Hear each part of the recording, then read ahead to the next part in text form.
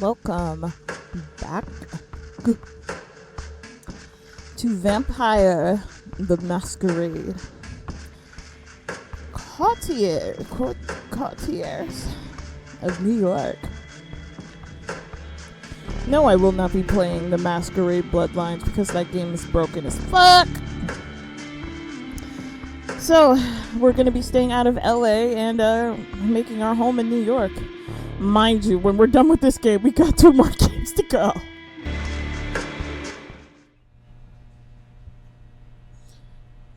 Okay. It's hot as hell in this funky ass, hot ass room I'm in. Alright. That's for all my releasey lovers out there. I miss old school Berlisi. He notices the splatter. Actually, now that I don't have to do anything, I could just bring my damn microphone closer. Thank God. He notices the splatter, your red hand, the sick look on your face. He barely continued to smirk. Oh. Was the catering unable to satisfy your exquisite taste? Apologies. I can offer him a drink. You can't tell me you can drink this. You can't tell me you can drink this. He takes the bag off your hands and pours all of its contents into his mouth. He closes his eyes. What the fuck? If my AC blows in this apartment, I swear on my mother's eyelashes. Anyways, he closes his eyes, theatrically savoring the taste. When he opens them a few seconds later, he looks sharper, energized. Not all of us are picky eaters. Come on, we've got places to be. I should have some water and a towel in the back of the car so you can clean yourself up. The car is humming in the empty parking lot just outside of the door of the cramped room you have spent the day in. The man motions to it politely, but with a stern look on his face.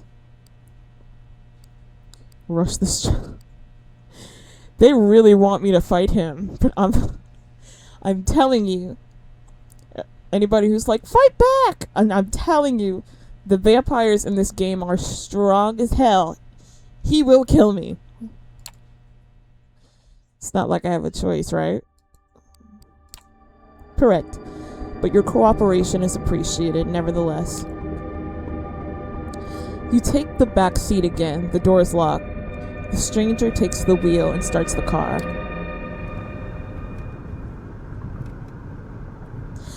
You drive in silence for a while. From time to time, you keep trying to catch glimpses of familiar streets and landmarks through the blackened windows, but it's of little use. The car is also soundproof. What? Soundproof. So all you can hear is a bit of traffic humming in the car's engine. The driver doesn't say anything and seems focused on the road. You check the door handle. Yeah, the door is locked, alright. The piece of dark glass separating you and the front of the car looks dirty too. There's nothing left to do but wait. You didn't have time to think about it before, but you realize now that you're hungry? No, not exactly, but it's a rumbling stomach that grabs your attention. It's not a rumbling stomach that grabs your attention. Oh my... one of these days, don't worry people, I'll get my glasses back. I just don't feel like paying $300 for a piece of fucking plastic.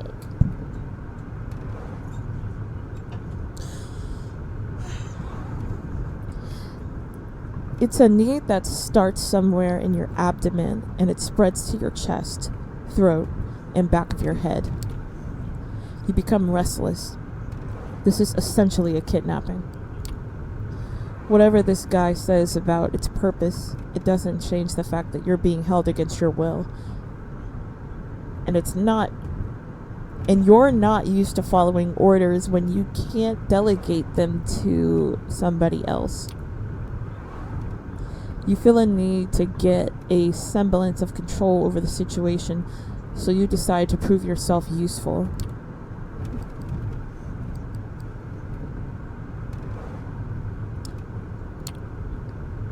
Listen, I'm an investment advisor and I have a lot of experience in fintech.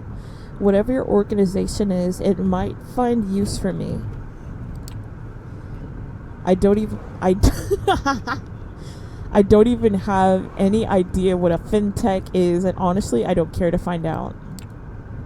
A short pause. I'll be frank.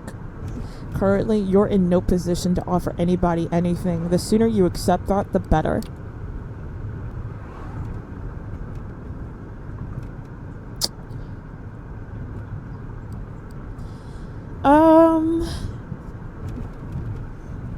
Let's see here.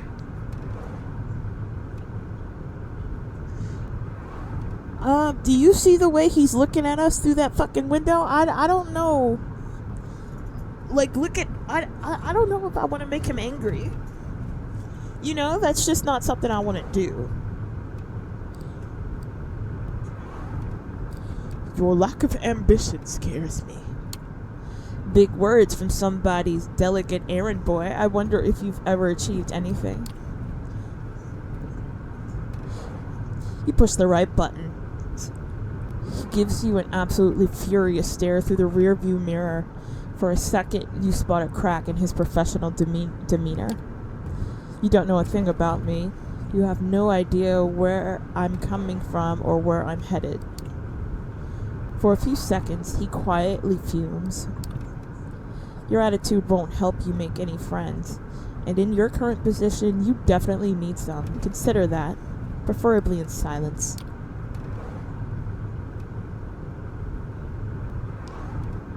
That dull hunger strikes again. The powerlessness hurts. You are used to people listening to you, or pretending to care about your demands at least. The driver doesn't play that game, and it annoys you to no end. It takes you another 20 minutes or so to get to your destination as the door opens. You try to get your bearings. You're still in New York. That much is certain. Queens, maybe. After me. No sudden movements, please. Oh my god, this gnat won't stop trying to shove its microscopic dick, through my teeth, and it's making me angry. Like, why do gnats do this? It's like an infestation through the sewers, and there's nothing I can do to make it stop. Sorry about that. I swear to... I'll end the recording. I swear to God, I'll go to bed right now. You approach a nice-looking building that houses a 2-story gallery called the Art Hole. 2 large men in suits flank the door on both sides. They give your companion a nod as you approach. Prompted by the stranger guiding you, you walk inside. The gallery is full, which is unusual at this hour, to say the least. About 24 faces fill the showroom, and a number of waiters navigate the gathering, serving drinks. All of them are beneath the guest attention. The visitors are well dressed, for the most part, but it's unclear what they have gathered for.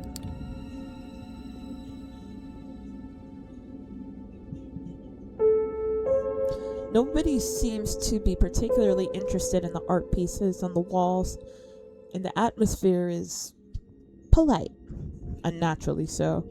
Oh, I forgot what it's called. It's like,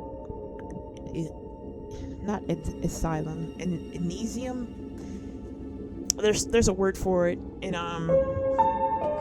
the Masquerade for like a meeting place that's like neutral territory.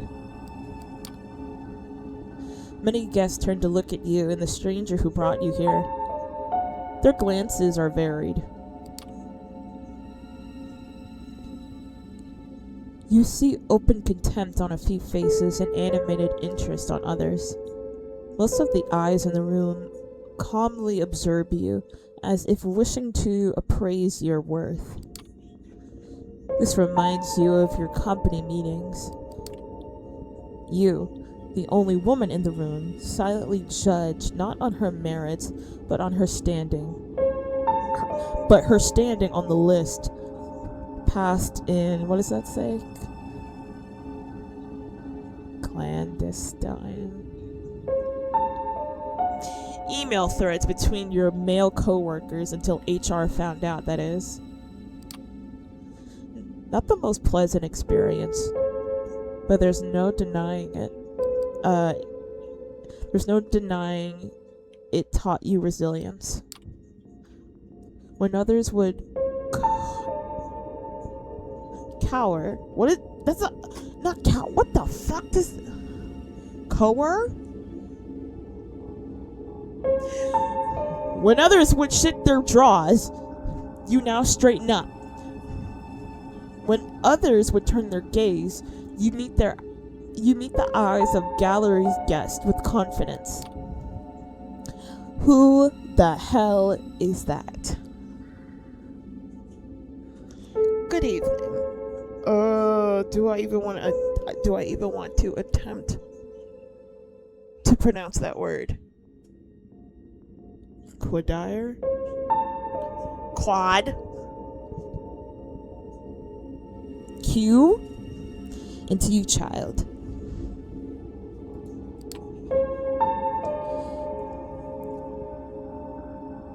The noble, cold voice takes you out of your head and back to the situation at hand.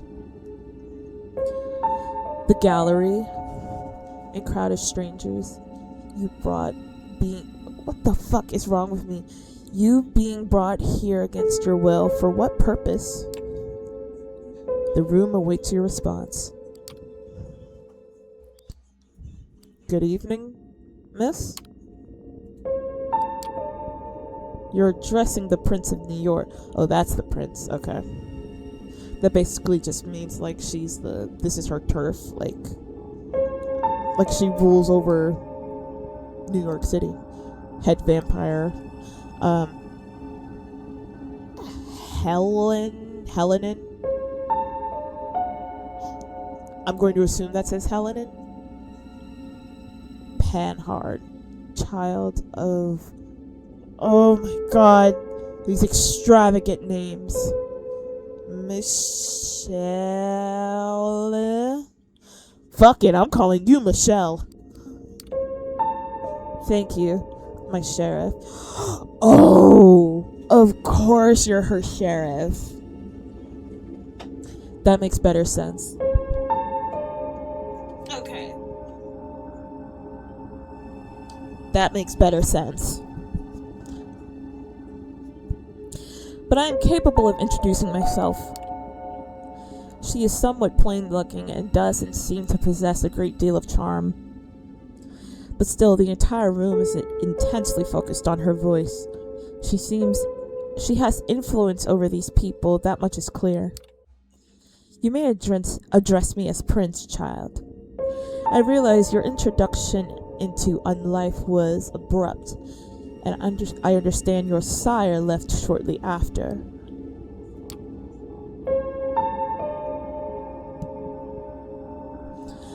The rules of our society dictate I punish you both for this transgression. A murmur of agreement, maybe, can be heard from the gathered audience. But I'm willing to listen to what our loyal sheriff has to say about the circumstances of your embrace first.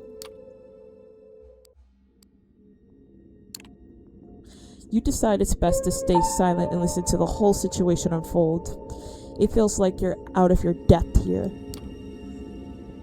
Shall we begin?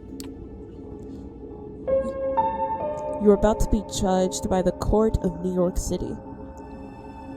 I'm gonna call this person Q. Please tell us how you found this fledgling and what happened on your way here. Court? Prince? Is this some kind of secret society make-believe? A trusted informant who has chosen to remain anonymous at this time tipped me off about a suspicious kindred appearing in one of our domains.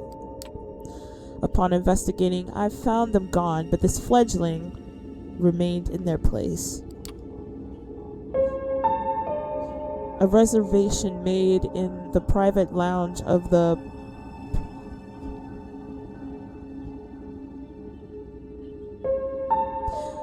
patrician suggests this one's sire had plenty of resources to spend. However, they are apparently also well connected. I lost track of them.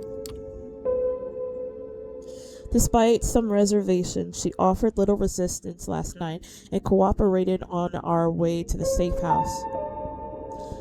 I was pleased to not have to force her compliance. Opening the door to the safe house tonight, I was greeted by a most disturbing sight of her drenched in regurgitated blood. Apparently, the bag supply we kept in the fridge was not to her liking.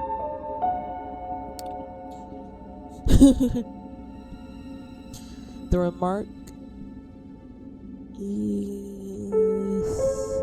elicits a contemptuous chuckle from one of the gathered guests as they note the remains of the blood on your skirt.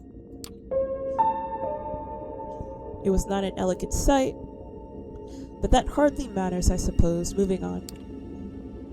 We had a quick chat, but wishing to appear here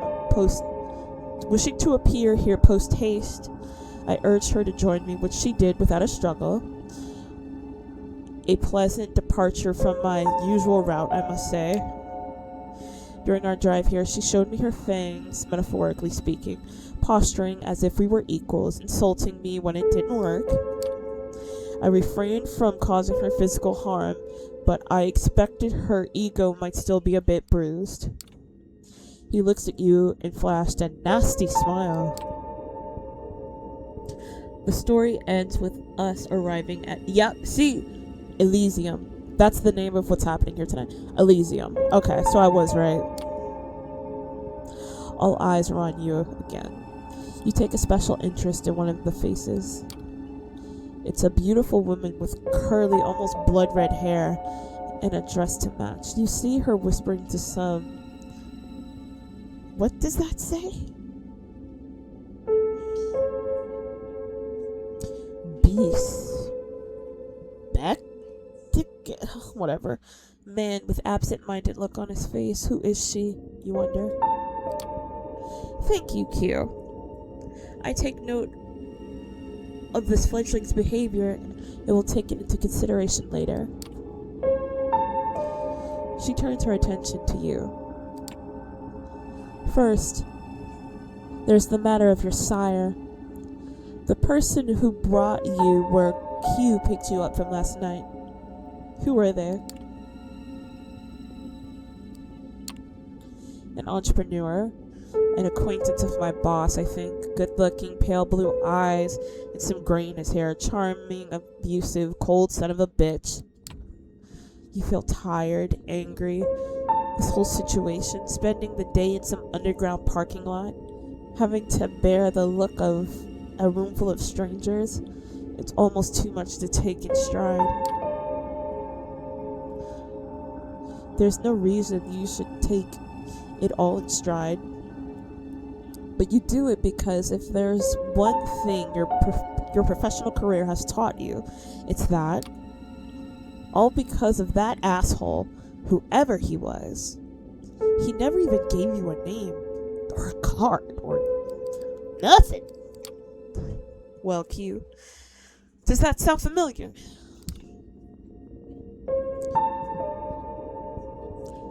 No, it does not. Or at least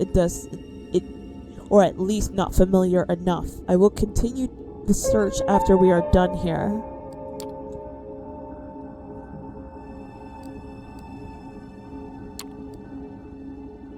That man, he talked to somebody at the restaurant before he left. I can't remember what he said, but he wasn't alone. Maybe that's a lead you can follow.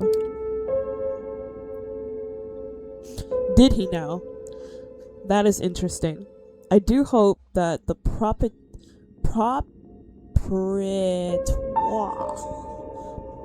won't stay mad at us. I don't know. Maybe I'm just southern and stupid because I don't recognize a lot of these words. Won't stay mad at us for losing one of his staff. It's almost like he knows the waiter's fate is still bothering you and takes pleasure in pointing it out. Thank you for that observation. I will investigate it later. What shall we do with the fledgling, my prince? What is your recommendation, my sheriff? Traditions are clear. Thou shalt Hold on.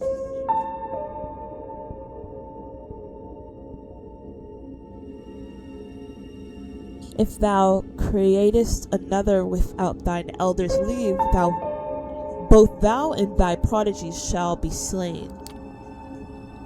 I am ready to fulfill my duty. Stay your hand for just a moment longer, Q. I wish to consult my counsel on this. Make sure everyone is in agreement. Of course.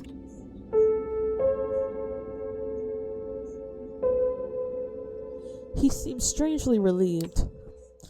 The prince leaves the main showroom. A handful of people follow her out. You're about to ask this Q what all this talk of traditions and councils was when the red-haired woman approaches the two of you. Sophie. Sheriff, I was wondering if I could have a word with the fledgling. What for? She lowers her voice in response. Come now, Q. We all know what the verdict is going to be. Let me speak to them. You might not have the stains in your hands tonight after all. Sorry. Her words grab his attention. His face is hard to read. It's like several emotions are struggling for domination. Anger, sadness, hope, gratitude, resolve. I'll go get my sword. He steps out of the room the way you came. And you are left in the showroom with the woman in the red dress. She takes you aside, and the eyes of the remaining guests follow you. Well, fledgling, you are in quite the pickle.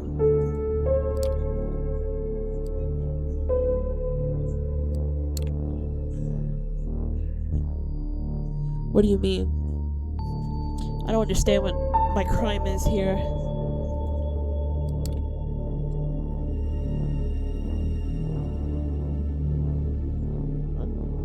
Poor thing.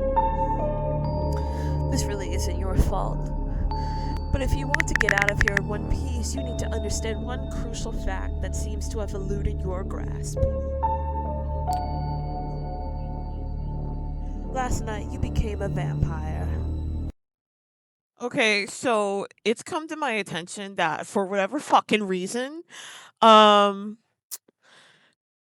the microphone that I used to record my gameplay wasn't fucking recording, and when I looked back at the footage, I realized that hey, there's no audio coming from my microphone. When I found this out, I was I was pissed off. Girl, I was pissed. So now I'm gonna have to narrate everything um that that I already read the lines for during the gameplay. So I don't know how this is gonna work out. You just bear with me. Ah. Wait, what? Oh yes. I am well aware of how ridiculous that sounds. It's the reason why we have these nicer words for it. Kindred. Being embraced. Having a sire. The fact remains. The beings called vampires. You're looking at them. they're us.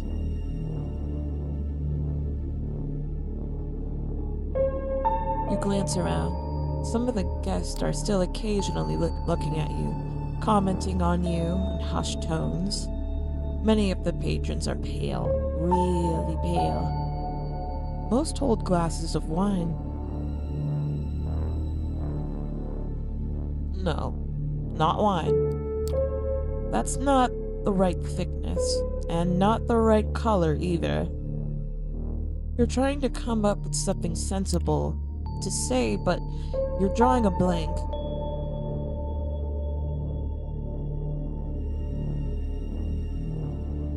It makes a morbid kind of sense. You drank blood last night. There's no denying it. And your breathing has not returned. Your heart remains still.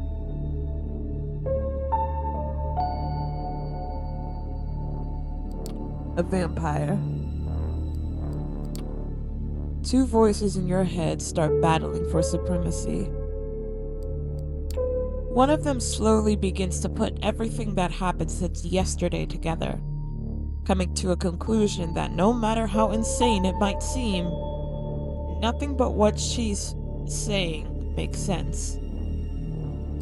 Did I say that right? Nothing but what she's saying makes sense. Because the other voice just keeps saying, what the fuck on repeat. You're surprised? That is often how it plays out by design. Q deliberately keeps you in the dark, doll. If we do nothing, you'll be cut down, as sure as day follows night. But I'm here to offer you a chance, a way out, under one condition.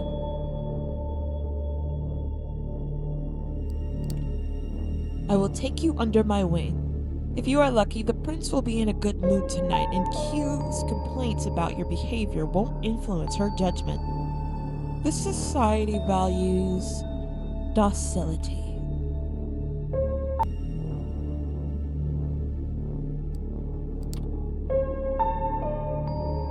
She might agree to this, but only if you swear fatally to me. Fatally. I'm not making this offer lightly. As your patron, I will take responsibility for you.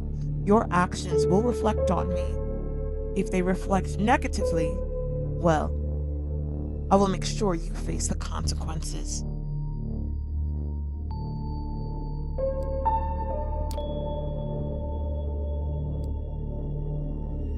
How will you convince the prince? You're saying the prince might have other plans for me. What will you offer to convince her? You'll see it yourself, hopefully. Know this. There are certain traditions and a history of our society in this city that I can tap into. My word might not carry that much weight, but it is not easily ignored either.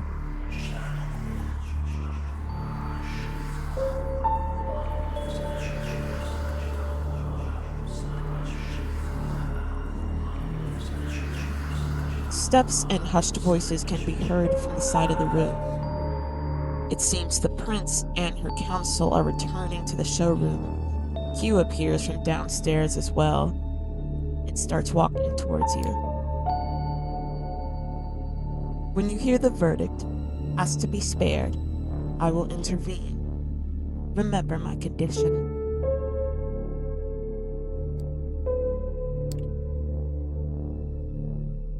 She flashes a heart-melting smile towards Q, who does not smile back.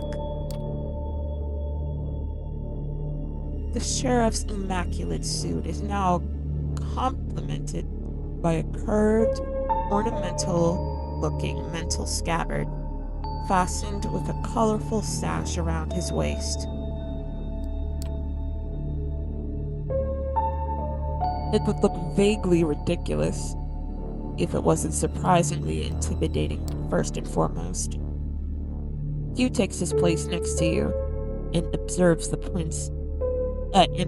as the prince takes center stage again. Loyal kindred of the New York City Camarilla gathered here tonight.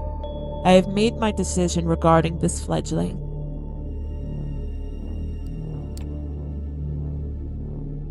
Their behavior since being embraced has been disagreeable, which is bullshit because it's been on my best behavior. Like, what? Man, like, I haven't done a thing. I didn't even run. Anyways. You are all keenly aware that these nights we need to close our ranks and trust the wisdom of our elders and their traditions more than ever before.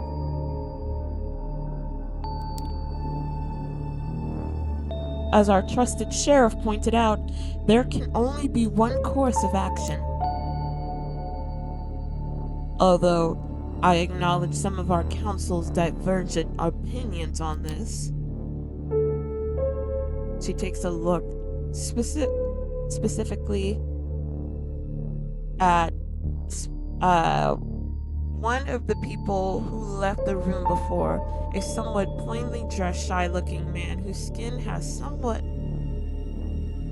a somewhat healthier tone. He bows his head in deference. I hold the final authority over this fledgling's fate, and I declare that while their embrace might be their sire's responsibility, in their absence it is their progeny that shall be punished.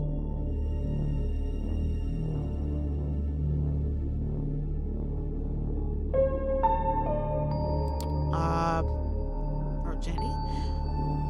The sentence is final death, to be resolved presently.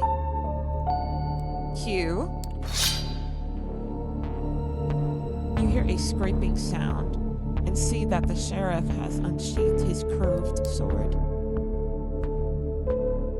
It is a beautiful, detailed blade which you expect must be worth a small fortune. Apparent sharpness makes you freeze up. 2 outs. Bottom of the 9th. Oh, this guy is funny. His quiet mumble is audible to nobody but you. As his eyes meet yours, you note just a hint of sadness in his countenance. One that quickly vanishes to give way to a grim determination. Sorry, I really do need my glasses. I just don't feel like spending money. And he's out to bat? You will not get another chance to speak up.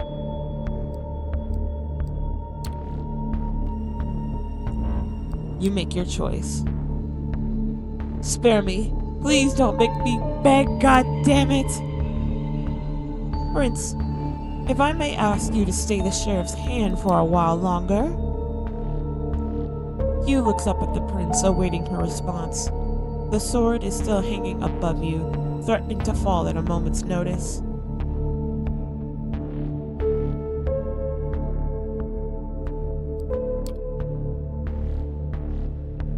Is there something you'd like to say, Miss Langley? Yes, if I may. At first, the prince looks somewhat annoyed at the distraction, but she stays quiet for a while, measuring the mood in the room.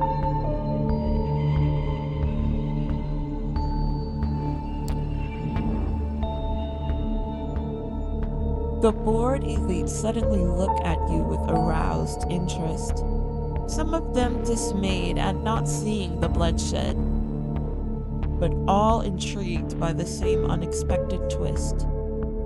The prince nods. Well, let's hear it. Sophie takes a few steps forward. All eyes are on her now, but it's Q's heavy hand on her shoulder makes it clear. You won't take advantage of the distraction. My prince, while the traditions are clear, I believe that the proper context should be observed in addition to the letter of our laws.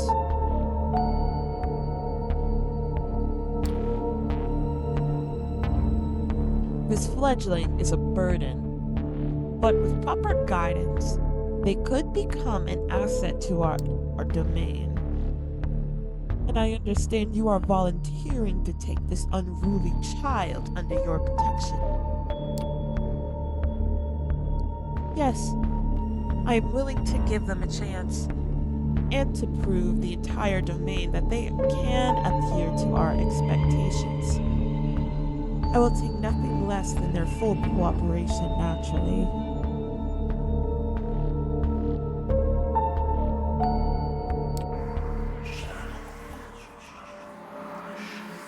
Whispers can be heard again.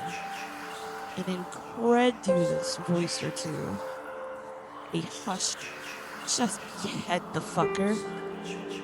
Some suppressed exclamations of surprise.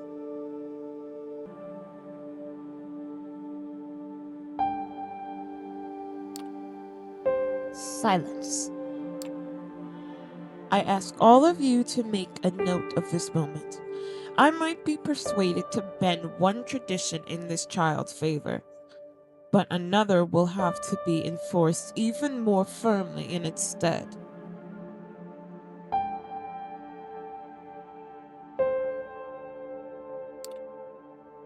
Until thy progeny shall be released, thou shalt command them in all things. Their sins are thine to endure. Are you certain that's a responsibility you wish to endure, Miss Langley? I am willing to guide this fledgling and add a valuable ally to our sect in a time of need, yes. But I would like to receive the right of destruction over them, if it pleases you.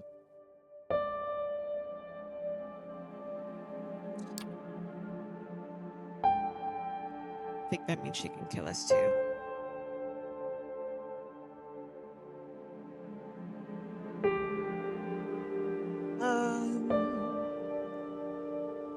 Let's see.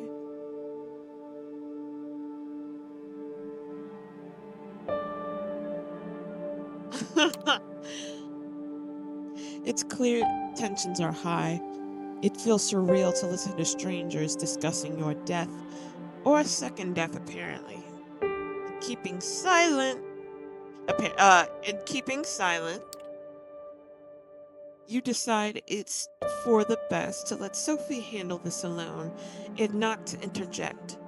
You have no idea how to handle this eyes wide shut crowd. The prince looks at you as if weighing your worth. She takes another good measure of the room before she speaks again.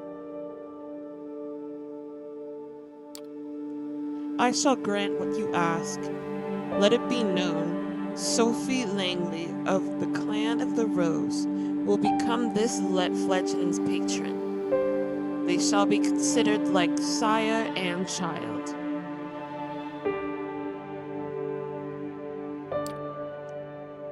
Miss Langley will take full responsibility for them, and I grant her the right of destruction if she sees fit to use it. Let my intentions be clear, however.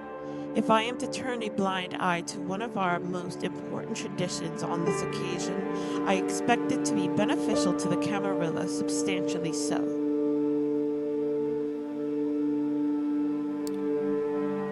I hope you find this verdict satisfactory. Miss Langley. Of course, Prince. Thank you. Very well. She turns to you. What is your name, child? Obsidian, Prince. She nods. Welcome to the Camarilla, Obsidian. Now, this evening proved to be even more eventful than I had anticipated. With the fledgling's fate decided, I believe our meeting here can conclude.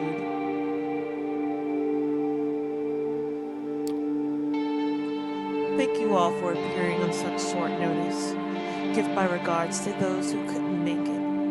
Q, A moment of your time before I let you return to your duties. Of course, Prince. And I think. Oh, yeah, this is for the people who don't understand the terms of the way the society is built up in Vampire Masquerade.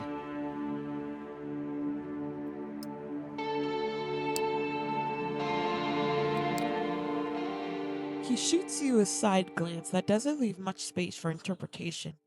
You will be watched. You will be judged. And if need be, you will be punished. The two of them leave the gallery.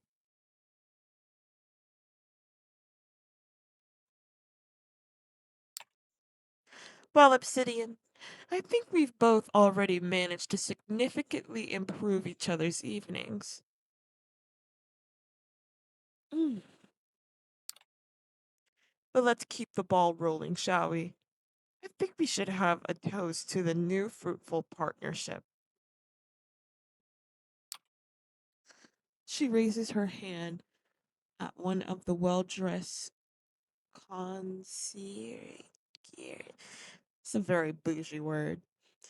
Who have now reappeared in the showroom to refill their guest glasses. The conventionally handsome man approaches with a carafe of red liquid, which I don't think is wine.